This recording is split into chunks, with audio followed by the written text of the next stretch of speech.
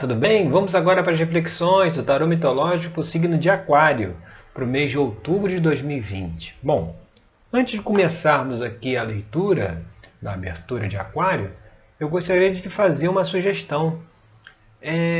Como esse trabalho aqui ele está dentro, né, ele está trazendo as informações do signo, né, da egrégora, desse aspecto solar do signo, então para que você consiga trazer essas informações para o seu cotidiano, especificamente, eu sugiro que você, antes aí da gente começar a fazer a leitura, você pense aí numa situação, num problema que você queira resolver, e aí faça o link com o que a gente está comentando em relação a essa questão que você gostaria de resolver, sabe? É mais fácil quando a gente observa essa abertura já com uma questão em mente, sabe? E você vai ver que pela sincronicidade, aquilo que você pensar agora, só de eu estar falando isso, vai ser exatamente a questão que vai ser orientada aí pelo que a gente comentar aqui, tá certo? Então, indo aqui para a primeira carta que saiu aqui foi a carta do Imperador. Você vê, Imperador Zeus, né? Aquele que é o Senhor do Olimpo, né? O Pai dos deuses. A carta do Imperador ele traz aqui a mensagem da decisão, da necessidade de tomadas de decisão. Então talvez seja um momento em que precise tomar alguma decisão, chamar a responsabilidade para si da situação e resolvê-la, sabe? É aquela coisa de me dá aqui que eu resolvo, deixa comigo que eu vou dar uma solução, sabe? Talvez é um momento de puxar aí para si essa responsabilidade de tomada de decisão. E o que pode trazer alguma dificuldade, a gente vem aqui para a posição 2, é aqui representada pela Rainha de Espadas, é justamente uma falta de sensibilidade, né? A Rainha de Espadas, ela é aqui uma figura feminina, mas você vê o que ela faz. Ela tem uma espada nas mãos e na outra mão ela tem um jarro, onde ela joga ali a água fora, né? Ela despreza aquela água, como se fosse o desprezo das emoções, dos sentimentos, né? Uma decisão sem uma empatia, sem olhar também para outras pessoas, né? Porque eu posso tomar uma decisão, né? Fazer uma escolha, olhando apenas o meu próprio interesse. Ou eu fazer uma escolha vendo também o interesse coletivo, aquelas pessoas que estão ali no meu entorno, que são ali, que fazem parte do meu convívio. Será que essa decisão que eu tomar vai ser boa para elas também? E não pode entrar naquela coisa de que não, essa é a melhor coisa a se fazer e se não for bom para os outros, eles vão ter que se acostumar. Cada um vai ter que dar a sua parcela de sacrifício para que as coisas possam acontecer, entendeu? Então é preciso não observar, né? Não se deixar levar por esse tipo de pensamento, sabe? É até interessante ver a figura de uma rainha nessa posição, né? É a figura feminina. O feminino é reconhecido por ter a sensibilidade, né? Por não ser tão racional, não ser tão rígido, né? Mas você vê, aí o feminino que aparece aqui é uma figura totalmente racional, totalmente mais rígida, né? E talvez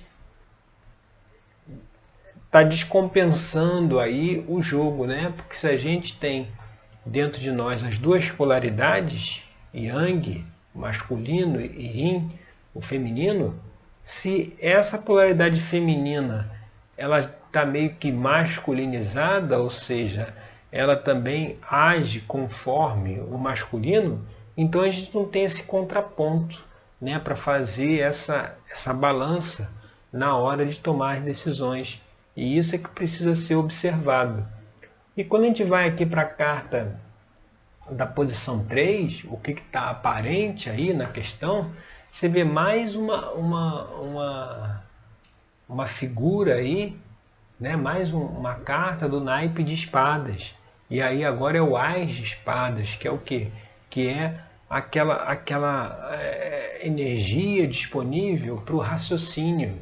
Então, mostrando que o que está aparente na questão é exatamente isso, é a necessidade ali pelo imperador de tomada de decisão, mas uma decisão que não está se olhando à sua volta, sabe? Aqui você vê que na figura aqui representada, que é a deusa Atena, ela em volta aqui é um ambiente árido, né? As nuvens no céu estão ali agitadas. Você vê, não tem ninguém ali do lado dela, sabe? Como se assim, tomar uma decisão sem se preocupar com os outros, né? Porque tem pessoas que dependem de nós. E muitas vezes a gente tomando uma decisão exclusivamente pela mente, pela racionalidade, pelo ego, a gente acaba não levando em conta as outras pessoas que precisam, né, que vão ser impactadas com essa decisão. E é o que está aparente aí na questão. Agora, se a gente for e o que está na base da questão, aí você vê mais uma figura aqui, nesse caso, novamente, o imperador, né? Aquele também, o Zeus é representado aqui na carta do Ás de Paus. E assim como o Ás de Espadas, o Ás de Paus é aquela energia primitiva, mas é uma energia primitiva para quê? Para as ideias, para a criatividade. Quando a gente racionaliza muito, fica muito aquela coisa de 8 ou 80, a gente perde a criatividade, perde a espontaneidade. Então o que está na base aí é a necessidade de se, talvez, buscar uma nova forma de enxergar as situações. E uma forma dentro disso que a gente está comentando aqui, de ter mais sensibilidade, ter mais empatia, olhar quem está ao nosso entorno, sabe? Talvez esteja precisando ter um novo olhar, uma nova visão, né, da situação e, pelo que a gente está trazendo aqui, um olhar mais empático e com mais atenção ao impacto que as nossas decisões podem causar, né, podem gerar para as pessoas que estão ao nosso redor. E indo agora aqui para a posição 5, que é influências do passado, a gente vê a carta do mago, representada aí pelo deus Hermes, que é aquele guia, que é aquele orientador. Então, uma dificuldade que pode estar nesse processo de tomar a decisão é que talvez hoje não tenha mais o guia, não tenha mais aquela pessoa que a gente se consultava antigamente, né? Não tem mais aquela pessoa que nos ajudava a tomar as decisões. Então, de repente, por não ter mais essa figura, a gente tem dificuldade nessa tomada de decisão. Mas é chegado o momento de, assim como o imperador, que tem o poder em suas mãos, a gente puxar essa responsabilidade, apesar de não ter talvez aí uma figura de um orientador, mas a gente puxar, porque muitas vezes fazer escolhas é difícil, né? Justamente por causa disso, porque as escolhas normalmente são feitas baseadas ou nas emoções ou na racionalidade, né? Você tem aí um impulso, né? Uma atitude impulsiva para o lado emocional ou uma atitude impulsiva mais no lado racional, né? Por isso que é difícil as pessoas fazerem as escolhas, porque precisa ter o equilíbrio dessas duas faculdades, tanto o sentimento, a empatia, quanto a razão, a racionalidade. E aí sempre a balança pesa para um lado ou para o outro. Tem pessoas que têm reações, tomam atitudes puramente pelo lado emocional, e tem outras que estão totalmente pelo lado da razão. E esse equilíbrio nessa equação é que precisa ser observado, porque essa situação toda, e a gente vai aqui para a carta da posição 6, como influência do futuro, o que essa situação toda trará? Aí a gente vê aqui a carta do diabo, que é justamente aquela carta que fala das nossas sombras, dos nossos medos, ou seja, a gente vai ter que confrontar com esses aspectos mais sombrios da nossa personalidade, né? Quando a gente toma uma decisão sem olhar o outro, sem se preocupar com o outro, isso diz alguma coisa a respeito de nós, né? Diz que nós, como é que a gente não leva nas nossas atitudes, nas nossas ações, por que a gente não leva essa preocupação com a outra pessoa, sabe? É aqueles casos que a pessoa fala assim, não, mas eu sou tão bonzinho, nunca faço mal para ninguém, e por que eu estou tendo essa dificuldade toda? É porque se for fazer uma profunda reflexão, talvez não seja tão bonzinho assim, sabe? Talvez a gente precise admitir que nós temos sim os nossos defeitos, as nossas limitações, e talvez uma negação em olhar para esses defeitos é que esteja trazendo as dificuldades, né? Ao dizer que são pessoas boas, que não teria por que estar passando por dificuldades, a gente está culpando algo externo, né? É como se a gente estivesse no papel de vítima. Agora, quando a gente admite que temos limitações, que temos situações internas que precisam ser resolvidas, isso é feito dentro, né, de um trabalho terapêutico, a gente já abre a possibilidade da situação mudar ou da situação começar a se resolver. Então, inevitavelmente, terá um confronto aí com esse nosso aspecto da responsabilidade, da personalidade mais sombrio, mais, né, que a gente não quer ver muito, que a gente não quer admitir, né? Às vezes temos muita dificuldade de admitir os nossos erros, de admitir as nossas limitações, mas vai ser preciso olhar para isso, né, justamente para ajudar a iniciar o processo de recuperação, de reparação. Ninguém precisa ter as mesmas limitações, os mesmos erros, falhas a vida inteira.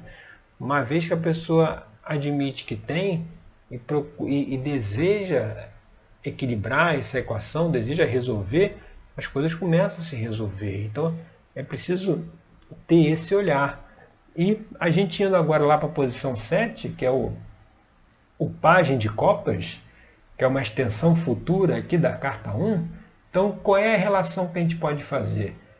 Assim como o pajem, assim como o imperador, o pajem de copas aqui, como um segundo momento, é aquela energia que vai nos conectar com nós mesmos, sabe? Quando a gente faz essa reflexão que está sendo feito o convite aqui, de tomar uma decisão mais equilibrada, nem emocional, nem racional, uma junção, um equilíbrio dos dois, a gente se propõe a olhar para dentro, a gente se propõe a perceber o que nós estamos sentindo, né? Então talvez ter um contato maior com as nossas emoções, com os nossos sentimentos. Muitas vezes nossas emoções e sentimentos, se a gente tem um pensamento muito racional, elas acabam ficando lá para baixo, elas acabam muito reprimidas. Então, fazer essa reflexão levará lá ao pajem de copas, para justamente fazer essa reflexão, essa observação no que a gente sente, né? Deixar mais o sentimento aflorar, né? E não só a razão, e não só aquela coisa fechada, preto ou branco, 8 ou 80, sabe?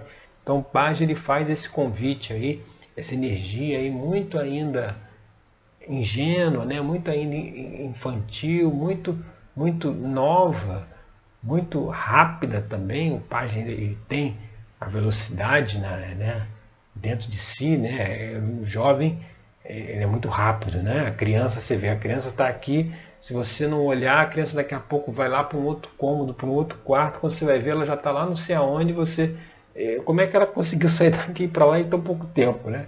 É muito rápido, então talvez seja necessário fazer, aí vai ter também esse convite, a fazer essa observação maior nas emoções, sabe? E talvez essa questão toda de ter uma decisão, tomar uma atitude mais racional, possa ter relação também com o nosso passado, a maneira como nossos pais tratavam a gente, né? Será que eles também eram autoritários, né? Muitas vezes filhos de pais autoritários acabam também espelhando isso, acabam sendo autoritários também, porque eles passam a vida sem que a sua vontade seja respeitada.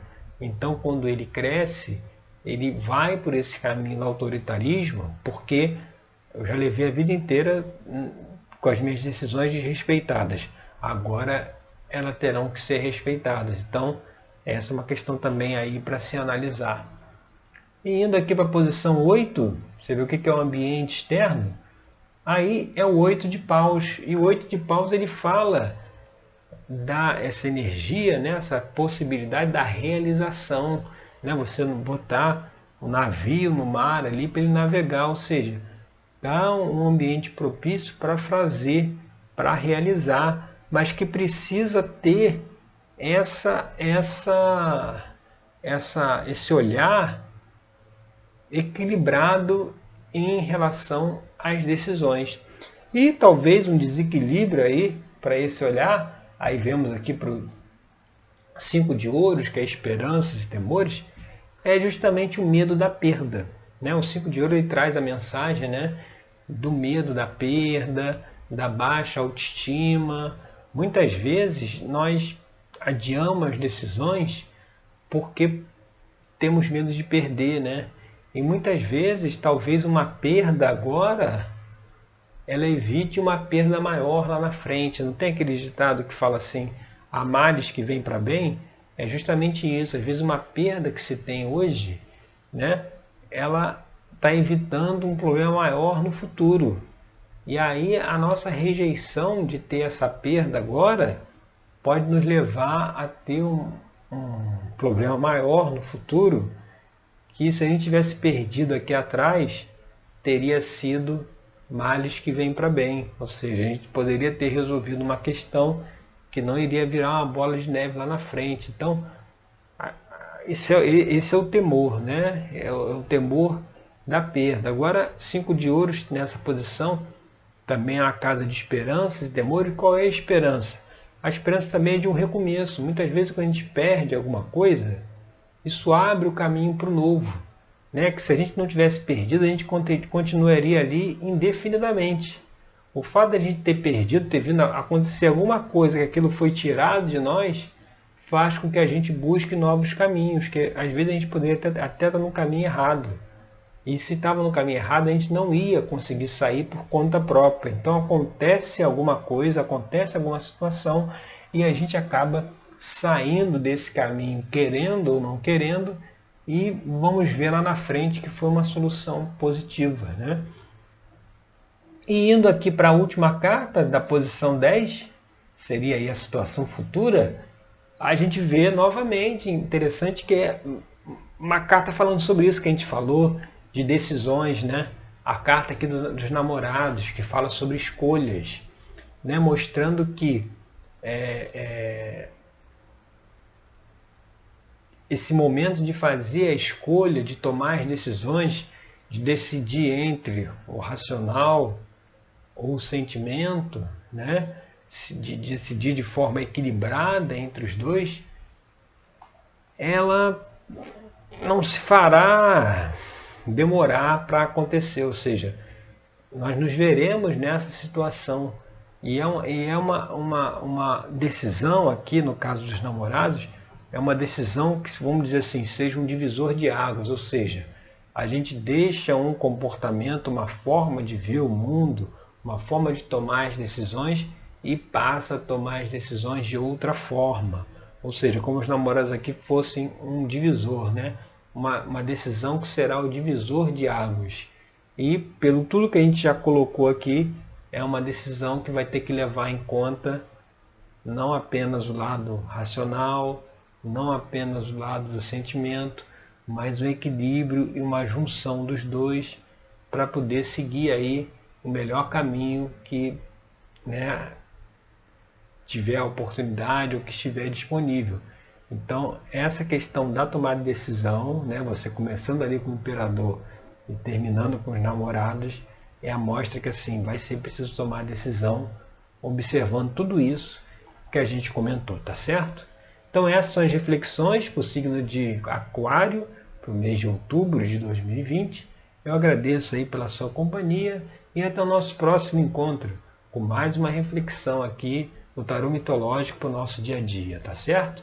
Obrigado e até lá!